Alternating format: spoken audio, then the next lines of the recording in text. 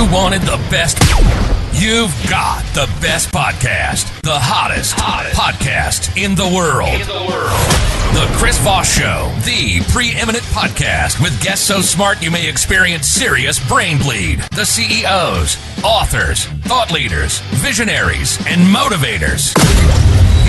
Get ready. Strap yourself in. Keep your hands, arms, and legs inside the vehicle at all times, because you're about to go on a monster education roller coaster with your brain.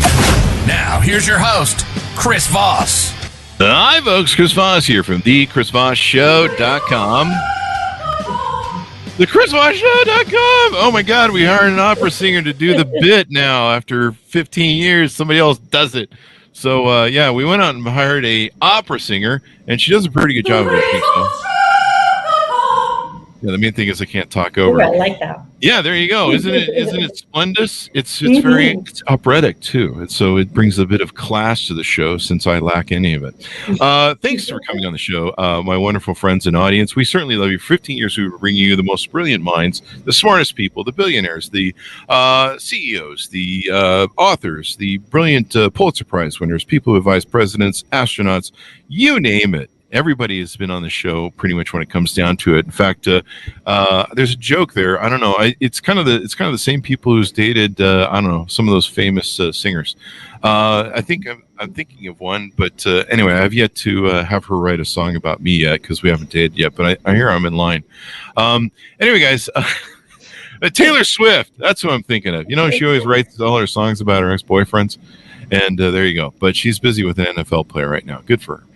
Anyway, guys, welcome to the show. As always, refer the show to your family, friends, and relatives. Go to goodreads.com/Chris Voss, youtube.com/Chris Voss, linkedin.com/Chris Voss, and Chris Voss 1 on the TikTok over there. Today we had an amazing, brilliant mind on the show. We've been hashing it out, talking about 80s Wall Street stock markets and all this good stuff on the side. And we're going to be talking about some really cool things here that I think you're going to love and enjoy because that's kind of the central focus of what we'll be discussing today. Today we have Alexandra Renders on the show. She is the founder and CEO of Willow, a certified B-Corp and designated WBE, which is a woman-based enterprise investment firm. And she comes to us as the founder and CEO of the company for in Willow, which is the investments for Lovin Change in Berkshire County MA. She holds both the rare combination of the WBE and certified B Corp in the USA. She's known for being keen, intuitive on calls around thematic trends and market cycles. She pioneers Caring Capitalism with her core values of honesty, love, and caring for all humanity. In addition to finance, Alexandra is an intuitive healer and guides all beings in their inner state of freedom, bringing abundance in all aspects of life. And so that's why we have her on the show. So she can bring abundance to everybody and light and learning. So welcome to the show, Alexandra. How are you? Thank you, Chris. Wonderful to be here, and I'm doing great. Thanks. It's wonderful to have you as well. Give us your .coms. Where do you want people to find you on the internet? Okay, so you want to go to investwithwillow.com and unitedinterstatesoffreedom.com. There you go. So give us a 30,000 overview, Alexandra, in your words of what you do and how you do it. Oh my. Okay, so I've been in the industry for 37 years, and I saw a very flawed industry working on Wall Street and held many various high-level positions in investments throughout the industry. And it was in 2009 where I said there has to be a better way because the way that I was experiencing it just didn't cut it for me. And so I decided to start off on my own. And unbeknownst to me, I didn't realize that this just wasn't going to be about doing investments. It was about me being out and, if you will, front and center about the fact that I am an economic intuitive, and I'm okay with that. Very different. Not a term you often hear in this industry. And I have to say I was skewered for it by a lot of my colleagues who were probably pissed because I called a lot of the trends. What can I say? And I wanted to create a company that was just very different than what I experienced. I wanted to create something where people felt safe. And that was like the number one thing I wanted to do in my organization. So I created safety. And through that safety, I created a a culture of like openness and love and deep concern at the same time as we're managing money for people. So they can be married, they can be blended. There you go. And I've read many perspective over the years. I was trained when I was in my early 20s to be a stockbroker, and I've done day trading, and I followed Wall Street immensely. In fact, I think I remember you can buy Berkshire Hathaway for $800 a share. I know. Can you believe that? Yeah, and I thought it was expensive then. Oh my God! There you go. Yeah, I followed him for a lot of years. But you're doing something different with wealth management. So your wealth management organization, who handles money for people and their investments and what they want to take and do with their goals. But you guys are focused on something done very differently. And tell us a little bit more about it. I see some things on the website that talk about deep knowledge, conscious capitalism, and being heart-centered. Yep. What's that about? Okay, so first of all, like there's no perfect formula, and that's what I learned about the investment industry. And I think you know that because you traded in the 80s, so you get it. For a long time, we were ESG/SRI. So for people who don't know what that is, that's environmental, social governance, and social responsibility. We abandoned that process a few years ago because what we found was the policies that were being created around the world was actually creating a greater group of disenfranchised people. It was actually shoving people deeper into poverty because they were actually putting in policies before we actually had solutions. So yeah, and I can go into a lot of examples of how that is. And I guess I'll call it like just a ton of greenwashing. Like, for example, like everybody thinks the electric car, blah, blah, blah, and they're pushing it. Okay. But let's face a fact. There's a I think it's in Kansas. There's a battery manufacturing facility in Kansas that has to run 100% on coal. It has its own coal plant. Yeah. Let's get real, shall we? Yeah. You know, so I mean, and what it ultimately is doing is it's pushing up the prices for everyone, and especially, you know, like I said, creating a greater group of disenfranchised people. So we got to a point where we said, okay, we have to do like a deeper dive into these companies and look at. There was two things, like actually the qualitative look at the companies, not quantitative. So we got a little bit more involved. But the other thing is, I knew the only way that change was really going to take place, and this is just a philosophy that I have, is a change within myself. And within myself, then in turn within all of my employees. So what I created, because I was really bummed out that, you know, this wasn't working. Things are getting worse for my human family, not better. So I realized that change has to come here. And so I decided to create a corporate culture of love, because I believe that ultimately is what's going to heal everything. Because if every action I take, I know that my action matters to the whole, then I will always take the proper action, if that makes sense. That does. You know, we were talking before the show. You and I came into Wall Street about the same time. And you know, there seemed to be this big transfer. It was the 80s, you know, and you had Reagan saying, trickle down economics, it's going to work. And I've watched that dissolve the middle class and Main Street ever since then.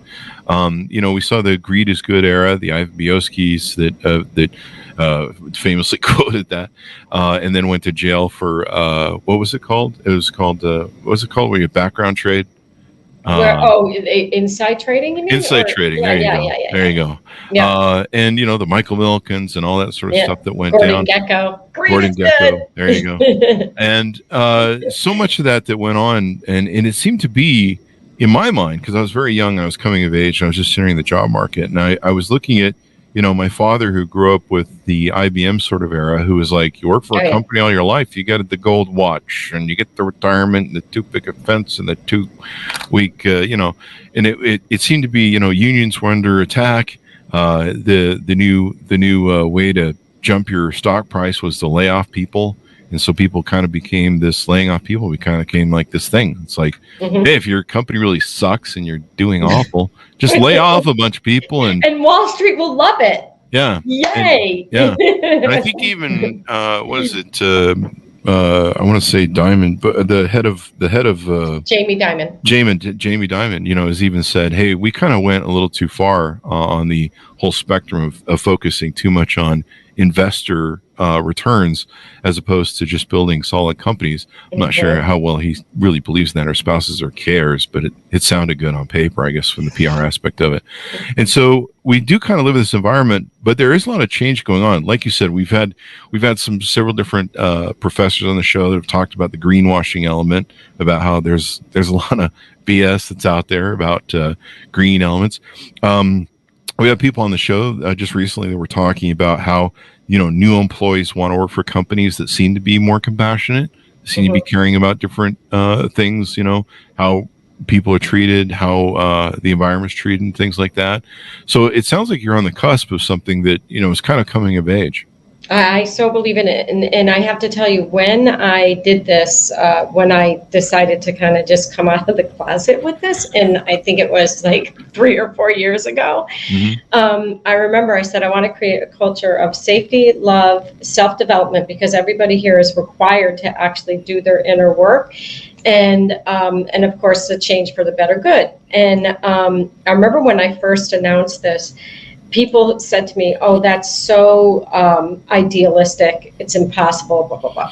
And I thought, I that's all you have to do is give me a challenge and I'm on it. And so we were able, myself and my partner, my executive coach, who's now actually my husband, we actually put together a quantifiable way to actually measure love in an institution. And you cannot, So actually my team gets just like any performance review, do they have competence? Do they have motivation? Those are big. But number 3 is culture. And in that culture piece is, how much are you showing love to your other employees?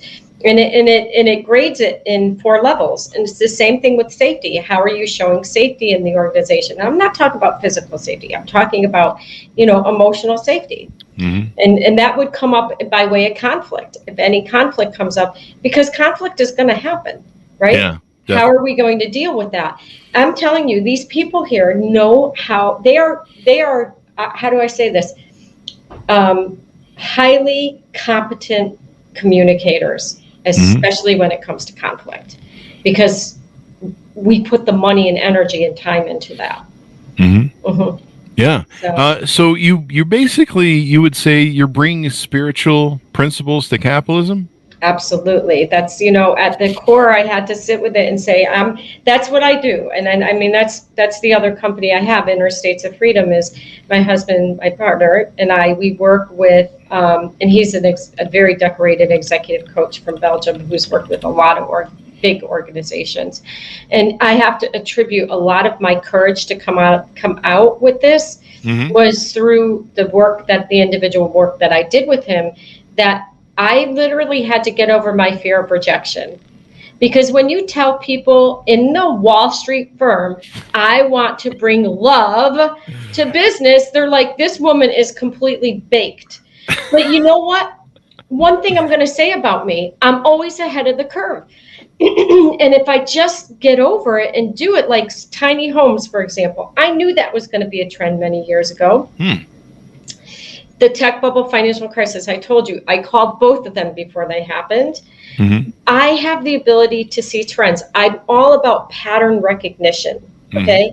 And everything talks about patterns. And I knew I'm not going to hold back from what I know is the next trend and something that I believe in wholeheartedly, which is love. There you go. So anyway, I digress, but yeah, that's my most important spiritual principle. And I've been around people who have passed away, quite a few, 4 of them recently. That's all they want in the end. So what are we waiting for? There you go. I mean, the world needs a whole lot more love. I've been an entrepreneur all my life. I'm a capitalist. I enjoy business, but I do recognize that unbridled capitalism has some problems right now, especially when there's a human cost to it, where humans are expendable at every level. I mean, we've talked on the show ad nauseum about how people between insurance companies, between employers, throwing people out. You see all this kumbaya during COVID where everyone's like, we're a family and we're all going to get together, and then somehow you see that joke a lot on LinkedIn. They're like, oh, we're a family. Stop using the family language because you throw us out whenever the boat takes on a little bit of water. Well, we have a massively dysfunctional family is really what it is. Quite true. It sounds like my Christmas dinners and Thanksgiving dinners. But it is dysfunctional. It's, the issues with wage. We're seeing unions make a comeback. We are kind of in a different place, though, that I don't know if a lot of companies are realizing that now.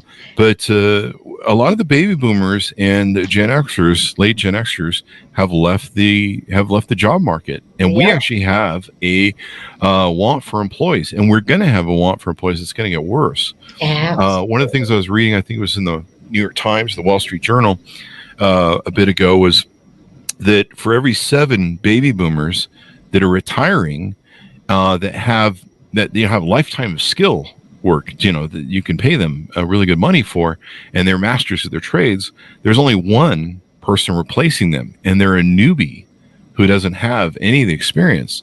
And so in all trades, I mean, between doctors and everything on down, we've got a fight that's going to be coming up over future employees, and somehow we want to have an economy that grows. But you've got to have an employment base that also grows, which is what the baby boomers had, and I think we had. But we've been in a 29% decline of birth rates for several decades now. It's kind of interesting where we're going. You bring up really valid points. I love that you're bringing all this up, because the labor participation rate is definitely coming down. That's definitely a pattern that's taking place. And when you couple that with the demographic change, like the change in thinking, like a lot of this younger generation. So I'm at the very beginning of the X generation. You're probably at the end of the boomer generation, maybe. I'm not sure where I fall in the thing. I think I'm deep in the middle. I might be at the tail end of X. Yeah. So 68. Yeah, I'm 65. So anyway, so essentially what I see happening is the younger generation will not tolerate what we tolerated. They just won't. And they're a little bit more, I want to say, on the ball than I think our generation was. I mean, I came out of college and I'm like, okay, car, house, and I had this focus that was very different than what I see with this other generation. And I think employers, you better get ready. You better get ready for what's coming next, because I think there's going to be a demand. They're going to demand things very different than what we did. We were more slaves to our jobs. They are not. Yeah, they're not. They are not. And I mean, I think that's the one thing, like, for example, Pascal and I run these panels, and it's called 5 Stories, 5 Humans, 5 Stories, Infinite Wisdom. And it's literally one person from each generation that we put on for corporations, actually, to actually hear from each generation what's important for them as an employee in the future. So these companies get to listen and ask questions to each one of these generations on how they can keep them employed. So, and what you're hearing is the younger generation just will not tolerate what the older generation has. Definitely. And they want companies that, like we mentioned earlier, that care more about what's going on in the world and I think value their people more, and they can demand it. We're seeing that extraordinary. We're seeing unions stand up again. Unions seem to be making a comeback and saying, hey, the power has come back to the employee. I remember before COVID, people were talking about, hey, we need to increase the minimum wage to $10 or $15, and like everyone was raising hell, and like, no way, this whole economy will collapse. now we're seeing cities that are approving $20 to $25 minimum wage. I think California did $20 minimum wage for fast food workers. It's kind of interesting. It's kind of we are in the way, we are like the pendulum is swinging, because I think like, again, you and I are right in the same bucket there. And when we came out of school, it was high inflation and it was going down. We actually see that trend. It's reversing now. We're going in the other direction. Yep. So we're going into a super cycle of inflation and a super cycle of like a stagflationary, I call it reverse stagflation, where the cost of necessities are going higher. So when you actually look at the real wages, cost of necessities, I think, are going higher at a time when you're having like a low growth economy. So the cost of necessities are going to go higher. So for these people making 20 an hour, it's really not much, and especially in California. It's just catching up to what it should have been for a long time, actually. I know, and I argue that they're still behind. I hate to say it, but Yeah. So how does a company take and bring spiritual principles to business, and what's the value of it? Yeah, so it's primarily internally how we manage our team. How we manage the employees within the organization and what's expected of them, and then how they're to show up for our clients. It's a very different, I know that a lot of people talk about we have the best service and all this kind of stuff. I'm not looking for that. What we do, like with our clients, is we do a pretty significant big give back. We offer to our clients to come in on a monthly basis to do things like called constellations, which helps them with any family dynamics. So we actually focus our energy on anything that we have that's a donation or anything, we put towards raising the consciousness of the individual in our community. That's like a big thing for us. How do we help raise a person's consciousness? And we run programs right here that my company actually sponsors. That's how we give it back. Because the bottom line is, Chris, we're a small investment advisor. Some companies will listen to us that we own, but most of them are like, oh yeah, you're a small investment advisor. We're not a multi-billion-dollar investment advisor. So we said, well, how are we going to do this? Well, we're going to do this right here in our grassroots, because that's the best that we can do. And we have clients around the world, but those who want to join in can come in, and we run all kinds of programs for this. There you go. And how do you put values into action in life, business, and community? It sounds like I think we spoke in the pre-show or during the show about how you kind of help your clients balance work-life living and kind of being in this values importance of life and love. And all that, like, again, that's part of what we offer here. We have on team a full-time coach who actually has specific processes to actually, like, this is for real. Somebody with PTSD or trauma, he has a process to help them in one session to help them overcome the major part of their PTSD. Oh, wow. It can be done. Listen to me, EMDR, I'm an EMDR practitioner. I gave it up for this method that we learned. Wow. And these are the kinds of things that we actually do for our clients. And right now, my company is getting ready to sponsor him to go to Maui to work with the people for free there to help them overcome, the visions that they saw, the sights that they saw in that fire, and the trauma that they saw experience. We are sending him there to deal with this, to help these people overcome. And it can be done very quickly. This is what people don't understand. And these are the kinds of things, like, I want to help people know that this is available to them. And if you're part of this company, this is something that we make accessible. There you go. In the end, it's not all about money.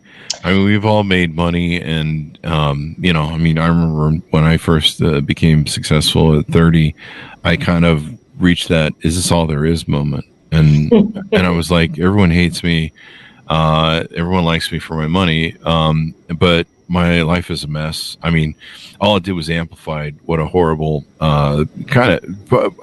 I don't want to say I was a horrible human being, but it amplified all my worst aspects that I hadn't fixed in growing up poor and having issues of trauma and stuff from childhood. But it just amplified everything. And if anything, it insulates you and makes you feel justified in some of the bad behaviors you have. And I just wasn't happy. I was just like, this isn't as fun as I thought it would be. In fact, if anything, it's worse. You know, the things. I remember watching Fight Club and having a moment where I was like, Jesus, the things that you own end up owning you. And I'm like, wow, I'm just a prisoner in a gilded cage at this point. I mean, that's really where I'm at. So, you talked about some things in the pre-show about what you do with some of this coaching that you do. Tell us about that and how that works. I forget the term you used. Okay, I'm a channel, so I know that this is okay. So I mentioned that I'm an intuitive. So one of the things, and I am an economic intuitive, I have been able to see trends. I know what's happening today. I wrote about it in 2012, and it's happening. And, this reverse stagflation, I call it. I am a definite, like pattern recognition is a really big thing for me. So I use my intuitive skills. So I not only use both hemispheres of my brain. So the intuition and the science, and I combine the two in my work here.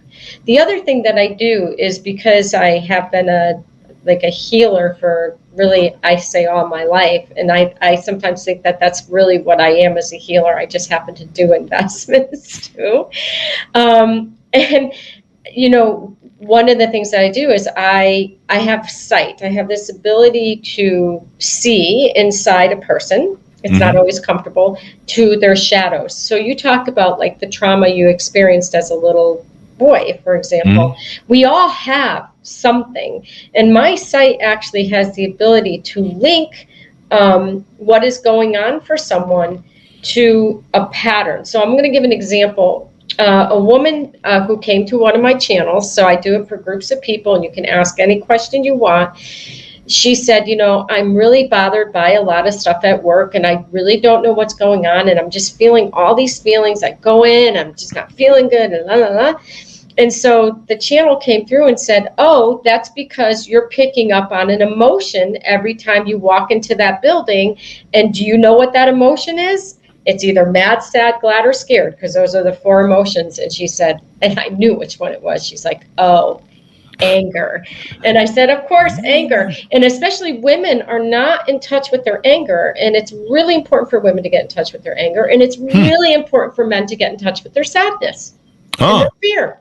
Men will not admit they're sad and fear. Women will not admit they're angry.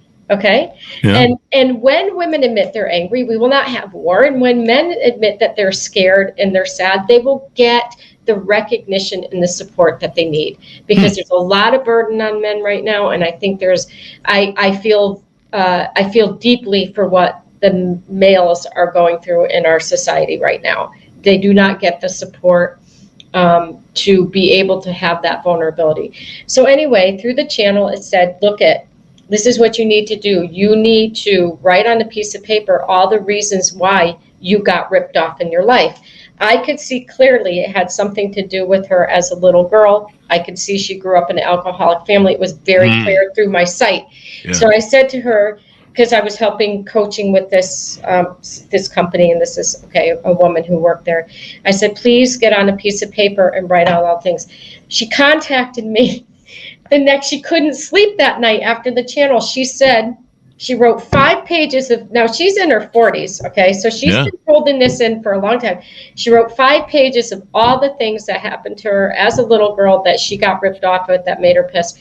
That is this is why this work of helping people awaken and come to their awareness is very important to me. Yeah. Because if you can do that, you're going to overcome your fear, and you're going to manage your company at a very high integrity, because you're no longer afraid. There you go. That's why there's so much greed. There's fear. That's it. And it's interesting how much of that is on there. In fact, we just had a young lady on a couple days ago, Kat Cannon. She wrote a book called Behind the Mask, and she talked about trauma-based. And she's talking about the same sort of thing you're talking about, where people's traumas are haunting them into the workplace.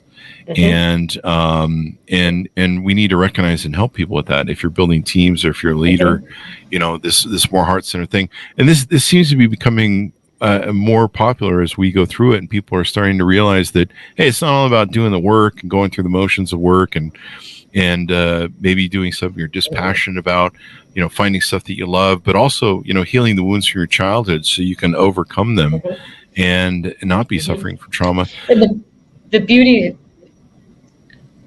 yeah, and you have to understand, think about this. It's us wounded children. It's us injured. We are injured and leading our company. These injuries. Oops. I can hear you. You're coming through. I think there's a little bit of blips on the internet there. I can hear you if you can hear me. I think so. I'm hardwired too. It's me? Can you hear me? Yeah. I think it's breaking up on your computer. Can you hear me? Yeah, we can hear you. It's breaking up. I can't hear you right now. Okay. Yeah, can you hear me now? I can hear you now. That's I think it's stabilized. Can you hear me now? I can hear you now. Can you hear me? I can hear you now. There we go. I can. Yes. All right. Okay. Let's hope this stays. Yeah. So anyway, I think that we have a bunch of injured children running our companies. And so how can you heal capitalism if you aren't healing the person? Mm-hmm. That's very true. There's all this talk. There's all this talk about some of the stuff that's going on in industry right now. All these lawsuits that are taking place. And you have to understand, Chris, I have been in a lot of boardrooms. I held senior management positions. I held executive positions at larger companies. I sat in those rooms with those injured people, and I saw how they behaved. It wasn't okay. And that's probably why we need more heart-centered stuff in there, because we're trauma-based leaders, essentially. Exactly. There you go. And love, it isn't easy to sit here and say, I'm creating corporate culture of love. It was vulnerable at first, but now I'm like, it's who I am. Yeah. I don't care anymore. So, yeah. There's a lot of people that have traumas. There was a lot of loss during COVID. There's all sorts of things that people grow up with. It's a very tough world right now, and a lot of the millennials grew up with the craziness of the 2008 crash, people take their traumas and drag them through their whole life if they don't resolve them. I tell people, if you got traumas, go see a psychiatrist, get professional help now. Don't wait. It affects everything you do. It's an impact. You can see it, how it impacts your whole life. And sadly, by the time you recognize it, you've drug it through your whole life. And so it's really important people deal with this. So the channeling thing, do you offer that as a separate coaching offer, or is that just only for your clients? Well, I always do it for my client. Whenever they need me, I'm there. But I do offer it separately through the Interstates of Freedom, through our other company. I offer free channels every week. I do them for free to groups of people. And all they have to do is just, email Alexandra at interstatesoffreedom.com, and they can get on the mailing list. And like I said, it's literally free. That's my give back to the world. It's a gift that I have. When I work one-on-one with people, that's when we'll charge. But otherwise, look at this as part of the gift that I've been given, and I want to share it. There you go. And so that we get your services in here for investments in here, there's also people out there listening that can get involved with you guys for investing. Yes. Is there a minimum client that you take on? What sort of client looks good for you? Well, I'll tell you what looks good for me is somebody who's aligned with who we are. Okay. I mean, more than even what they have. So just so you know, I used to be an institutional portfolio manager, so I manage big funds. And then over time, when I was, the last employer I was with was a bank, and it started dropping down in size. I moved out of New York City and I moved up to the Berkshires. And so, you know, there were smaller accounts like $1 million. And so not these large institutions. And when I started my own company, I said, this is about people being aligned with who we are. So if they have 250,000, we'll manage them. And even if they were smaller and if they are aligned, we would take them on. Our average account size is somewhere around 2 million. But I would say, you know, it's about who they are and what they need. There you go. And